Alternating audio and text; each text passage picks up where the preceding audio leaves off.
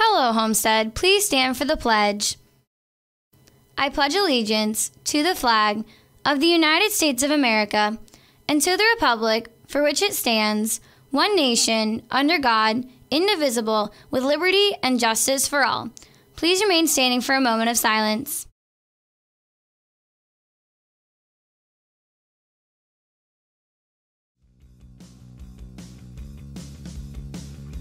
Hello, Homestead. It's Friday, November 30th, and time for an all-new episode of HHS In Depth. I'm Jessica Walter. And I'm Kaylee Behrens. Welcome to another edition of the show. On today's episode, you'll see stories of the school board's approval to add a fall break into the school calendar, where you'll learn when it starts and the reasons behind it. We'll bring you a story over the Homestead students who still find a way to practice tennis even in the middle of winter, and a story by reporter Mackenzie Butts. With the weather changing and new student drivers coming to school each week, reporter Derek Hockemeyer takes a look at the parking lot safety at HHS.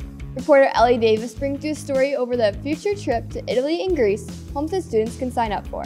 John and Josh, our student section leaders, are in to talk about the big basketball game taking place at Homestead tonight. And there will be an all-new 2.5 Weatherman, as well as an all-new laptop lingo with Drew Persinger. We'll bring you all those stories and much more, so stay tuned for today's episode of HHS In Depth.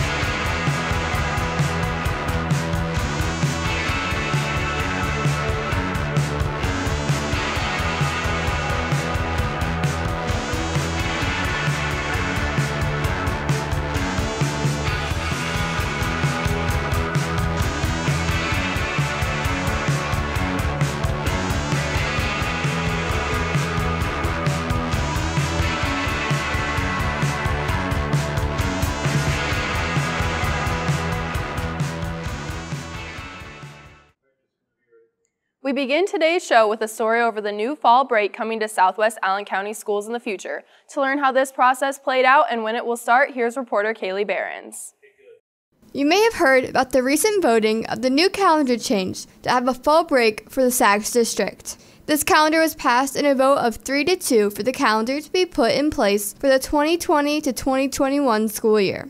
Every year we actually get questions about why we don't have a fall break, and we don't throw it out there every year, but as it builds up, if we get enough questions, I'll go to the board and say, hey, we've had a number of questions, or a lot of times they've heard from people just out in the community. So it tends to just be organic like that, and when it gets to a certain level, the board will put it out there for a question. A survey was put together, and we were able to send that out through email. We put it on the website, but we sent out emails to all the families in the district. You could say a majority of the people voted a certain way. Well, most of them were parents, but it wasn't most of the parents. Each board member had to look at that and kind of make a decision about what they thought their role was as a board member, as well as what is in the best interest, or what they thought was in the best interest of the district.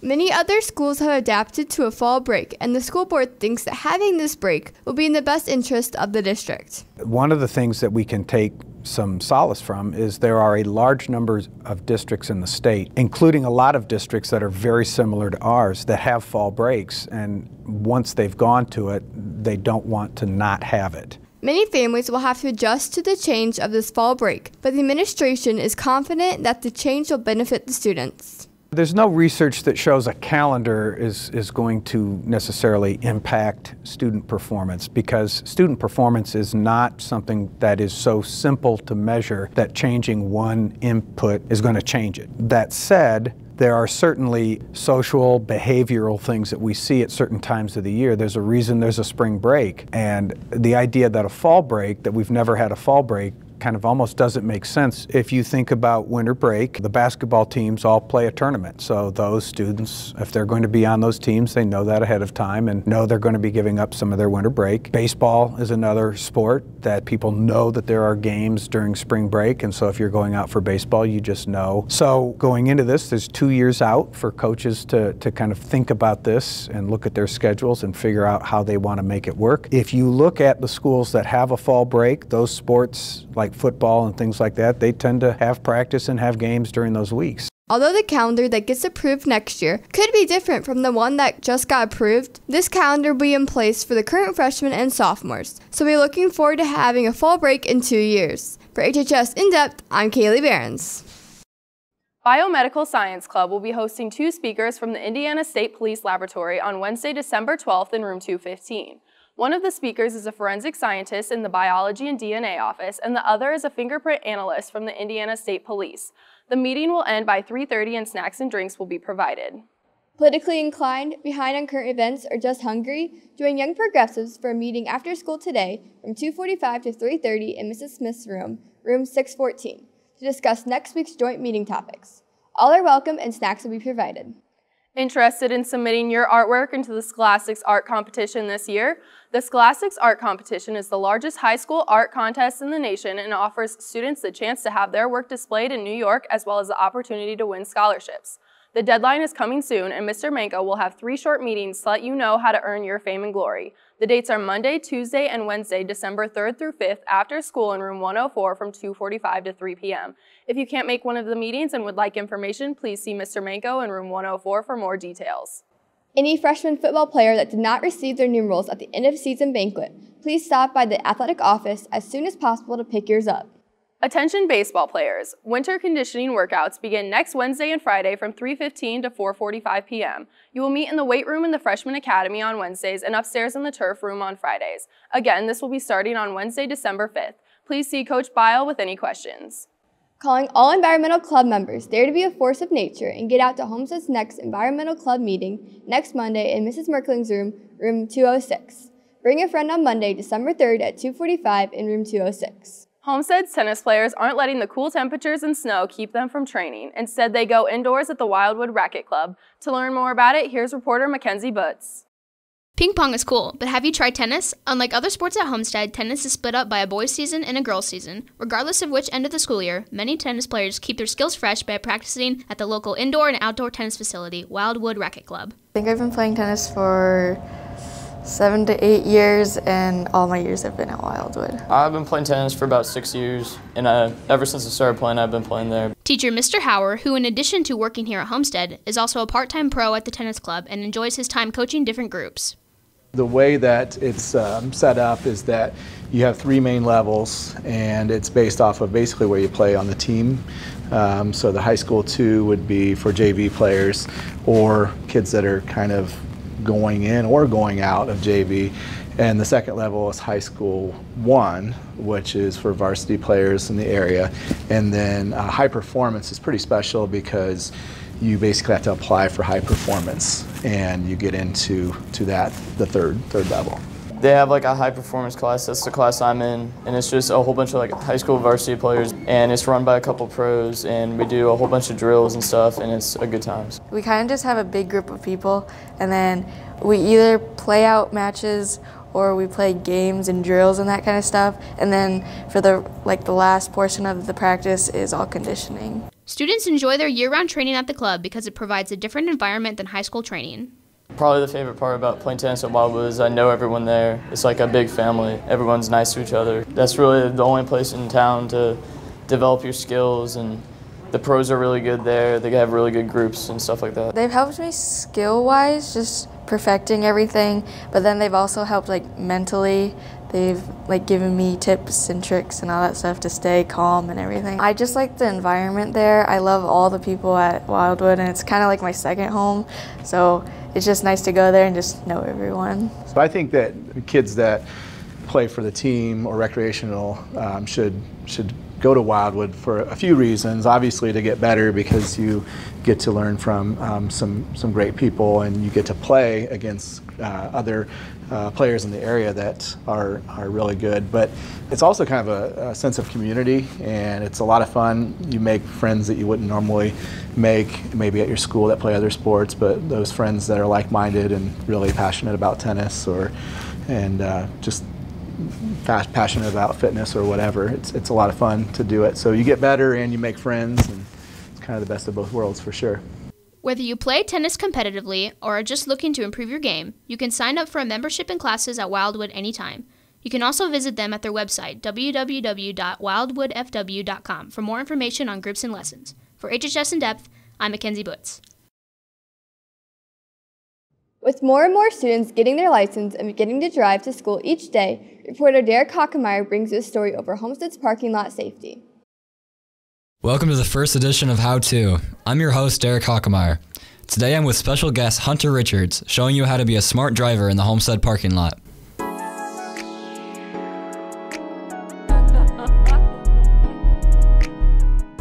Arrival.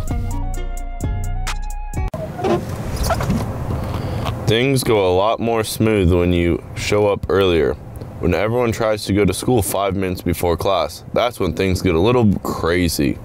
Parking. Pulling right into a spot is easier, but backing into the spot is better preparing because you can just pull forward, reducing the chance of accidentally backing into someone. Walking through. When you're walking to school from your car, be cautious of other people trying to park. We wouldn't want anybody to get hit.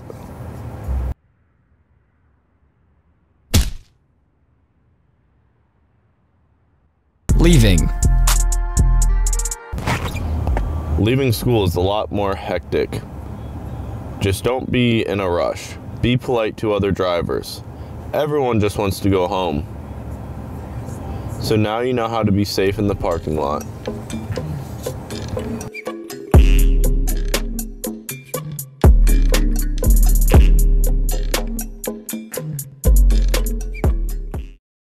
A future trip for Homestead students to travel to both Italy and Greece is being planned, and to learn more about how you can be a part of this trip, here's reporter Ellie Davis. In the summer of 2020, Homestead students will have the opportunity to travel to Rome and Athens, as well as take a cruise to the Greek islands. We will be going to Rome and Athens, and we'll spend 4 days in Rome, 4 days in Athens, and then we've added on a 3-day cruise through the Greek islands. So we'll go to Mykonos, Samos, and Crete. So we're very excited to experience the crystal clear blue waters and the beautiful white buildings and the Greek culture. Students that are interested in attending do not have to be enrolled in a specific class or in a foreign language to attend. The trip is open to all students at Homestead. I will be attending with Mr. Gehrig. We're both math teachers, but it's not limited to math students or Latin club, Spanish club, anything. It's open to all students because we'll be experiencing history and art and architecture, the incredible people and culture and food of these countries. Along with learning more information about a new culture, students will also have the chance to gain college credit by going on the trip. There's opportunities to earn credit or put it on your student resume when you're applying for colleges about your experiences. They even have a competition through EF Tours where one person can win a free trip. This trip offers many benefits, and students will have the opportunity to see many historical landmarks, along with the beautiful scenery both cities have to offer. Nothing can compare to standing in the Colosseum, to experience the Vatican City and see St. Peter's Basilica. You'll have the opportunity to throw a coin in the Trevi Fountain, to sit on the Spanish Steps. We'll see the Sistine Chapel, the Temple of Athena, the Temple of Zeus, the Olympic Stadium. There's just so many exciting things. If you are interested in learning more about this trip and all that it entails, be sure to make it out to the informational meeting on Wednesday, December 5th in the seminar room. For HHS In Depth, I'm Ellie Davis. And now here are John and Josh, this year's student section leaders, with some information on the student section for tonight's big home game against Warsaw. Everybody get up, it's time to slam now. We got the real jam going down. Welcome to the Space Jam. Here's your chance, do your dance at the Space Jam. Alright. Hey, what's up, Homestead? Josh and John here to talk to you about tonight's big game. Now, last week the student section wasn't as big as what we had hoped for, but we'll give you a break since it was Thanksgiving break. But tonight, we got to bring it as the undefeated Warsaw Tigers come to our gym. For tonight's game, we're going to get a little creative with the theme. We will have the junior, senior classes wearing blue, and the sophomore, freshman classes wearing gold. We need everyone to show up for this game going crazy, specifically the underclassmen. Also, make sure to bring your towels if you have one. Also, we want to wish our number 2 ranked Lady Spartans good luck as they play that school up north tonight and head to Chicago tomorrow to play one of Illinois' best teams. So a recap. Tonight, get to the gym by 7 o'clock to support our boys in this big game. I want everyone to show up, get rowdy, and make this a great game for our boys. And now it's time for a new episode of Laptop Lingo with host Drew Persinger, where you'll learn how to get your laptop speakers working again. Howdy there, Homestead. I just installed a sweet new software on my laptop that claims to make the speakers on these things 100 times better. I don't see any way this can possibly go awry.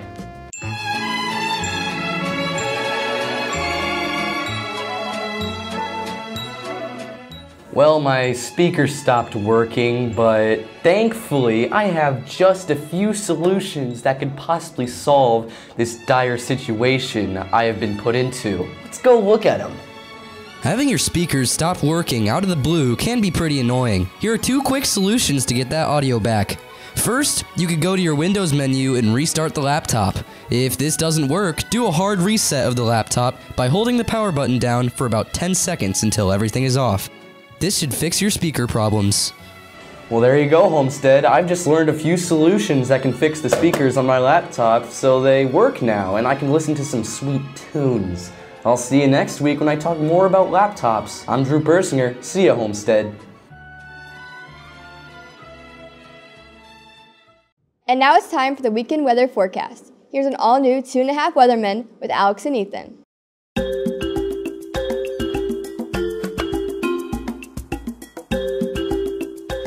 Hey there, Homestead. I'm Alex Peters. And I'm Ethan Turner. It's going to be a pretty chilly one this weekend. So as you can see, while you're stuck in Fort Wayne, we're here in the Bahamas enjoying the nice warm weather.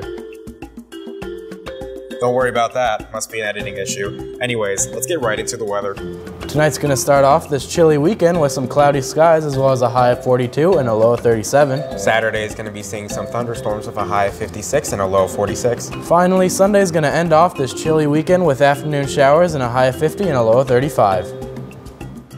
Well, that was your weekend weather. The quote of the week comes from our good friend Chris Wang, who once said, 救命，我被天气预报员口为蚊子了。 I'm Ethan Turner. And I'm Alex Peters. See you next week, Homestead.